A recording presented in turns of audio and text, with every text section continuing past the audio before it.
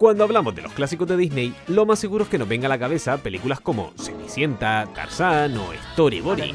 Pero hay una película a la que pocas veces se le da el reconocimiento que se merece. Una película que hace 20 años revivió un género que estaba tocado y hundido, conquistando el planeta y nuestros corazones. Así que hablemos de una de las mejores películas jamás creadas en los 130 años de historia del cine y de los productos audiovisuales más representativos e influyentes del siglo, que desencadenaron en una de las IPs más lucrativas y reconocidas de todo Disney y en las aspiraciones y sueños de toda una generación. Es decir, High School Musical. Sí, ya lo sé, he exagerado al referirme a High School Musical como una de las mejores películas jamás creadas, bla bla bla bla bla bla bla bla. O puede que no. Puede que no esté exagerando, porque el origen de esta película, la repercusión y su relevancia cultural se escribirá en los libros. No sé decir en qué libros, pero seguro que en alguno se escribirá. En fin, dentro vídeo. Esta serie es Even Steven, la serie que cambió el rumbo de Disney Channel para siempre y casi no se habla de ella. En la actualidad, todos recordamos el canal por tener en su catálogo un gran número de series y películas musicales. Pero esto no siempre fue así. A mediados de los 90, Disney Channel decidió centrarse en producciones enfocadas en los adolescentes. Pero entre todas esas series y películas, no había ningún musical. Los ejecutivos creían que el público no estaba interesado, y era completamente normal. Durante la década de los 90 y principios de los 2000, los musicales no estaban pasando por su mejor momento. A excepción de algunas películas que sí que conseguían conectar con el público, una gran mayoría fracasaron y fueron rápidamente olvidadas, convirtiendo a los musicales en una apuesta arriesgadísima. Hasta que en el año 2000, Disney Channel prendió la chispa con el estreno de Even Steven, una serie de comedia en la que Just Do It y su hermana iban al instituto, se molestaban y ya está. Básicamente de eso iba la serie. No había canciones ni nada, pero para el final de la segunda temporada, el equipo de guión decidió llevar a cabo uno de los tropos clásicos de serie. Esas premisas que hemos visto infinidad de veces, como el capítulo en blanco y negro o el del cambio de cuerpo. Pero de entre todos los tropos, decidieron hacer el capítulo musical. Gary Marsh, el presidente de Disney Channel en aquel momento, no estaba seguro de que fuera buena idea hacer un capítulo musical. Había que mantener el status quo de la cadena, pero como la serie estaba cercana a su final, decidió dejarles seguir adelante. Así que mano a mano, consiguieron hacer el capítulo musical y aunque no tenían claro cómo iba a reaccionar el público, fue un exitazo. Gary Marsh y los productores de Disney Channel quedaron sorprendidos con el resultado, pero no tenían del todo claro si había sido un golpe de suerte o es que de verdad el público estaba interesado. Así que encargaron otro episodio musical, pero esta vez para Raven. Y para sorpresa de todo, volvió a ser un exitazo. Esto les demostraba que sí había un interés por los musicales, siendo este el momento en el que suceden dos historias paralelas. Por un lado tenemos a Kenny Ortega y por otro a Peter Barsocchini, que prometo que no es un personaje de Brain Rot. Kenny se merece su propio vídeo porque es literalmente el Forrest Gump de la cultura popular. Pero para no alargarnos, aparte de coreografiar a Kiss, Madonna o Michael Jackson, también dirigió dos películas. Pero a principios de los 2000, luego de que esas películas fueran un fracaso en taquilla, Kenny terminó trabajando en la televisión. Sin embargo, él quería demostrarle a la industria que seguía siendo capaz de sacar adelante un largometraje, por lo que se propuso encontrar un guión que dirigir por muy pequeño que fuera.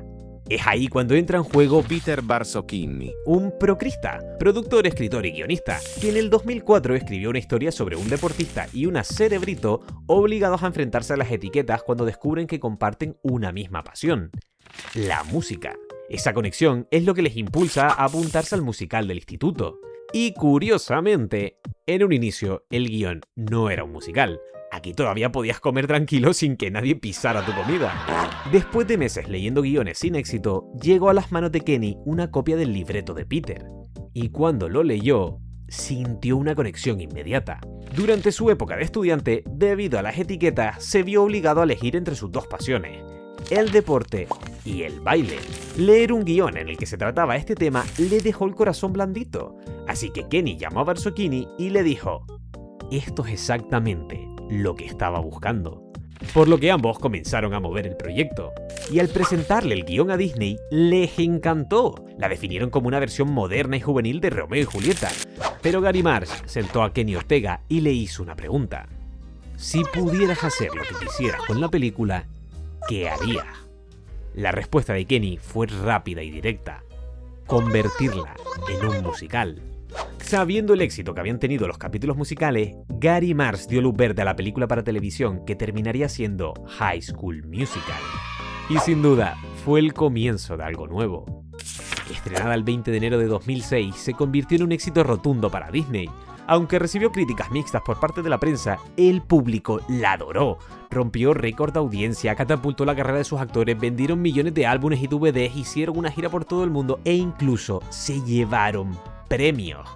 Y Disney supo mantener la cabeza en el juego, con mentalidad de tiburón o de ratón, como prefieras, porque además de convertir a High School Musical en franquicia, dándonos secuelas, merchandising y adaptaciones raras a otros países, el canal comenzó inmediatamente con la búsqueda de más proyectos musicales para replicar el éxito de la película, convirtiendo a Disney Channel en la cadena que todos conocemos. Pero, ¿a qué se debió ese salto a la cima? ¿Por qué High School Musical sigue resonando 20 años después? Darle una respuesta absoluta no es sencillo, así que vayamos por partes. Esta película ayudó a reanimar un género que estaba con una pala en el hoyo. Y con esto no estoy diciendo que gracias a High School Musical tenemos a Cynthia Erivo haciendo... Estoy diciendo que gracias a Even Steven y por consecuencia a High School Musical hubieron más chispas que alimentaron el fuego de un género que estaba pidiendo tierra. Porque antes y después hubieron películas como Moulin Rouge, Chicago o Mamma Mía, musicales que también lo petaron. Pero para los niños de finales de los 90 y principios de los 2000, High School Musical fue el musical. Fue la película que nos introdujo al género y la que se convirtió en una referencia. Las canciones eran pegadizas, el cast era atractivo y no había fiesta de fin de curso sin alguno de sus bailes. Al igual que en su momento pasó con Grease, que por cierto, después de toda la investigación, no he encontrado evidencia de que ambas películas tengan relación. Ya me gustaría a mí que en High School Musical hubieran coches voladores. Pero bueno, la película era como una fantasía aspiracional de cómo queríamos que fuera la vida escolar. Divertida, amistades intensas, algo de drama... Ahora bien, esta fantasía no apareció en nuestras vidas por casualidad. Y es que Disney es toda una maquinaria. No solo es una empresa que hace películas y tiene un canal de televisión, sino que tiene discográficas, estaciones de radio, una rama de creación de productos, una difunta división de videojuegos que he hecho bastante de menos. Al intervenir en tantos aspectos de nuestras vidas, es más sencillo posicionar sus obras, conseguir que veamos sus películas, escuchemos sus canciones, etc. Pero al igual que existe High School Musical, Disney Channel tiene decenas de películas originales. De hecho, ese mismo año estrenaron otras 5 que ni de cerca han tenido la misma relevancia contando con la misma maquinaria, salvando a las Cheetah Girls 2 que es bastante meme. Y justamente esto me lleva a lo siguiente. High School Musical no fue el primer intento de Disney Channel de hacer un musical. 3 años antes habían estrenado las Cheetah Girls, que funcionó bien. Aprobaron hacer 2 secuelas más, el grupo estuvo de gira, vendieron DVDs, CDs, pero ni remotamente contaron con el impacto cultural que sí generó High School Musical, demostrando que contar con una maquinaria no lo es todo. Entonces, ¿qué hizo distinta esta película del resto de propuestas? Al ver desde fuera High School Musical en su momento, o al recordarla ahora siendo adulto, es fácil verla como un musical hiper cursi enfocado en llamar la atención de los niños. Y no le voy a quitar lo de cursi porque parte de su encanto reside en ello. Pero más allá de la maquinaria y todo lo que hemos dicho, High School Musical contó con un factor importante. Es una película con alma. Pero antes de que me llame flipado, refresquémosla un poco. Durante la noche de fin de año nos presentan a los protagonistas, marcando desde el inicio sus roles. Gabriela está sola leyendo un fanfic o yo qué sé, porque es tímida e inteligente, y Troy es... baloncesto. Pero estos dos completos desconocidos son elegidos a traición para cantar. Gabriela dejó de leer un fanfic a estar viviendo uno. Y aunque al principio los dos están tensos como cometa, gracias a la música consiguen conectar entre ellos y encontrar algo que les aleja de sus roles. Gabriela no es solo libros y datos, y Troy no es solo baloncesto. Ambos comparten una pasión por la música y por ellos porque se quieren meter morro. Pero antes de que pase nada, Gabriela se echa la huyona. Al llegar al instituto, Chad, el mejor amigo de Troy, le insiste en que gracias a él van a ganar el partido que tienen en 2 semanas. Y detalle importante, le pasa la pelota de baloncesto. Desde el principio podemos ver cómo no solo su padre, sino todo su entorno tiene unas expectativas puestas sobre su rendimiento. Eso es lo que se espera de él. Para su entorno, él es baloncesto. Es la persona que le llevará a ganar. Troy, en cambio, pasa la pelota al siguiente, ya que no solo quiere ser eso. Él quiere ser algo más. Pero sorpresa, a su mismo instituto llega Gabriela como nueva estudiante, y en ese momento nos enteramos de que, además del partido de baloncesto, habrá un primer casting para el musical del instituto y una competición de ciencia. Cada una de estas actividades involucrando a un tipo distinto de estudiante, empollones, deportistas y theater kids. Grupos que están perfectamente separados y cohesionados dentro de sus etiquetas. Etiquetas que ni Troy ni Gabriela quieren tener, por lo que bromean con presentarse al musical. Durante el entrenamiento, Troy comienza a cantar sobre esos dos caminos que se abren frente a él, la música y el deporte. Habla sobre cómo, pese a que intenta autoconvencerse de hacer lo que se espera de él, no lo consigue. Y para mí termina de una forma increíble. Mientras él sigue indeciso sobre qué camino tomar, los balones rebotan a su lado como las dudas que dan vueltas por su cabeza. Cine. Ryan y Sharpay, al enterarse de que Gabriela y Troy podrían presentarse al casting, descubren que, al igual que Jimmy Neutron, Gabriela es una genio, consiguiendo que la líder del club de ciencia insista tanto de entrar al club que acabe aceptando. En casa de los Bolton, Troy le pregunta a su padre, el entrenador de los Wildcats y el actual crush de muchas personas que crecieron viendo esta película, si alguna vez ha sentido miedo por querer hacer algo nuevo y que los demás se rían de él. Pero el padre le suelta esta perla. Tenéis que apoyaros todos, eres el líder. Papá, no estoy... Van a venir ojeadores al partido. ¿Sabes el valor que tiene una beca? Mucho. Sí, céntrate, vamos. Todo su entorno ejerce una presión sobre él basada en unas expectativas irreales y que no han sido ni consultadas. A Troy lo que le gustaría es poder hacer ambas cosas sin obtener el rechazo de su entorno. Y lo más importante, de su padre. ¡Joder! Recorcholis. Hay algo de profundidad en esto. Durante toda la película vemos cómo su padre proyecta sus sueños en Troy. El entrenador Bolton quiere que su hijo consiga lo que él no pudo.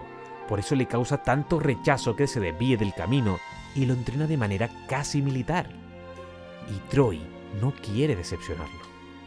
Pero bueno, al día siguiente, Troy y Gabriela espían las audiciones para el musical, donde Ryan y Sharpay cantan What I've Been Looking For, que es simplemente icónico. Igual de icónico que es que un youtuber te recuerde a mitad de vídeo que puedes suscribirte a su canal para que siga haciendo vídeos. Venga, que encima ahora que estamos empezando podrás recordarlo en un futuro y pensar que cuando éramos tú y yo solamente, todo esto era campo. En fin, sigamos. Gabriela y Troy se presentan en el último segundo consiguiendo que les preseleccionen y, sin saberlo, generan una revolución. Desde que todos se enteran de que un deportista y una cerebrito pasan a la segunda fase de casting, los grupos que estaban perfectamente cohesionados y separados comienzan a demostrar que pueden tener gustos distintos a lo que se espera de ellos. Los empollones pueden bailar break, los deportistas cocinar crème brûlée y los gatos cósmicos tocar el cello. Y como buenos amigos comprensivos y empáticos, los del equipo de baloncesto y los del club de ciencia se alían para formar un plan y que Gabriela y Troy no se presenten al casting. Y es que en este instituto todos estamos juntos en esto, hasta que no. El equipo de baloncesto le hace una encerrona a Troy para que diga delante de una webcam para nada cantosa que no se presentará al casting, que Gabriela no es importante y que se centrará en el partido. Pero algo interesante es que Troy no entra en el juego hasta que hablan de cuando su padre jugaba en los Wildcats. Todos quieren que él siga el camino de su padre y él quiere ganarse la aprobación de su padre siguiendo su camino. Absoluto cine. La webcam para nada cantosa está transmitiendo en directo la señal a Gabriela. Y aunque le acaban de fastidiar la autoestima a la chiquilla, todos se van a celebrar algo. No se explica el qué, pero lo celebran. Y a partir de aquí, ambos pierden su mojo. Gabriela no quiere saber nada de él, y lo único que quiere Troy es echarse unos karaokes con ella. Al ver el estado en el que están, los compas de Troy van a hablar con él, y por primera vez en la película, alguien más allá de Gabriela le apoya. Por lo que Troy se cuela en su balcón, le canta Star of Something New a capela, enamora a todas las chicas de mi clase en primaria y ambos deciden ir al casting juntos. Pero Sharpay y Ryan consiguen cambiar las fechas para que el segundo casting coincida con el partido y la competición de ciencia. Pero como no hay nada más fuerte que la amistad, todos deciden unir fuerzas para hacer todo en un día. Y llega un momento clave en la película. Antes del partido, el entrenador Bolton habla con Troy y por fin le da su bendición. ¿Sabes lo que quiero de ti? El título. Eso es secundario. Lo que quiero es que te diviertas. Has tenido mucha presión y la mayoría ha sido por mi culpa. Lo que más deseo es ver a mi hijo divertirse mientras practica el deporte que ambos más adoramos. Dame eso. Y me sentiré el padre más afortunado al margen del resultado. Y mientras Troy sella unas canastas y Gabriel hace unas ecuaciones, Sharpay y Ryan cantan ¡Caliente! ¡Suave! Los empollones ganan y para que Gabriela y Troy puedan presentarse al casting, cortocircuitan las luces del pabellón y lanzan una pócima de Clash Royale que afecta a Naria. Ambos llegan vistiendo el estereotipo que cumplen para los demás. Ella con una bata y él con un chándal. El teatro se llena y se echan a cantar, consiguiendo que poco a poco Gabriela se quite su disfraz. Y ambos llegan al fin de su arco. Troy por fin ha conseguido la aprobación de su padre, deshaciéndose de las expectativas. Y Gabriela ha conseguido mostrarse al mundo sin cumplir el rol que se espera de ella. Los Wildcats ganan el partido, Troy y Gabriela se van a besar pero les interrumpen porque hasta la segunda película nada de besos, todos se echan a bailar y chimpón. Solo las mejores películas terminan con todos haciendo una conga. Después de este repaso puede que sigas pensando que soy un flipado, pero deja que me explique. Muchas películas que van directas a televisión suelen ser sin más, ni fu ni fa. Películas en las que la realización, el ritmo, el guión, todo es muy formulario e incluso cuesta diferenciar una de otras porque prácticamente se ven y se sienten igual. Pero con High School Musical, más allá de que no reinventa nada, es distinto. Había un alma. Puede que no te guste el estilo exagerado y cursi que Kenny y su equipo añadieron a la película, al igual que puede no gustarte la diversión. Pero insisto que el decidir alargar este plano no es una decisión que se tome a la ligera. Hay un gusto, hay una intención detrás.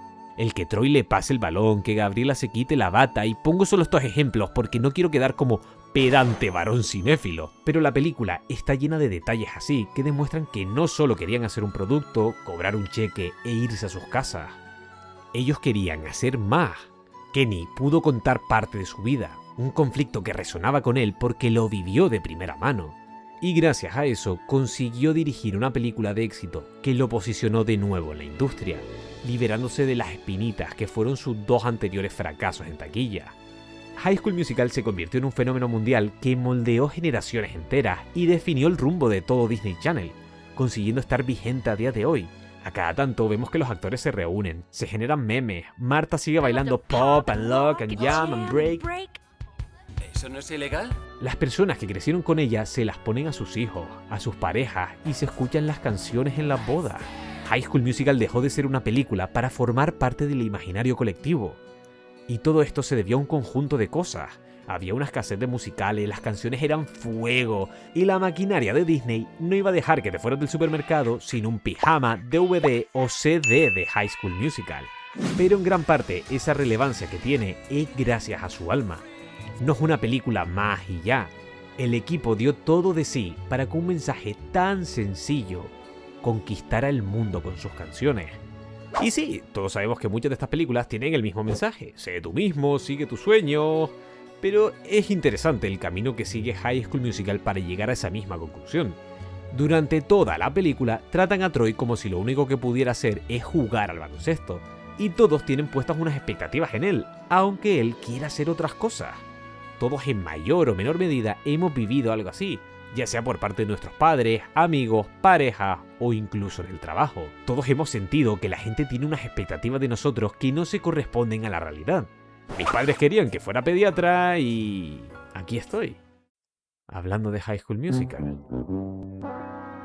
Que Troy consiga encontrar su lugar no va de ganar un partido ni de cantar en un escenario, va de algo más grande, de atreverse a ser quien es, incluso cuando todo su entorno lo empuja en otra dirección. Una pena que el pibe tuviera que aprender lo mismo 2 veces más, ¿no? Si has llegado hasta el final y estás hecho un verdadero Wildcat. Pero antes de irte, dime, ¿sigues cantando las canciones de High School Musical? ¿Crees que soy yo el que está un poco gato cósmico? Te leo, Wildcat. Bye bye.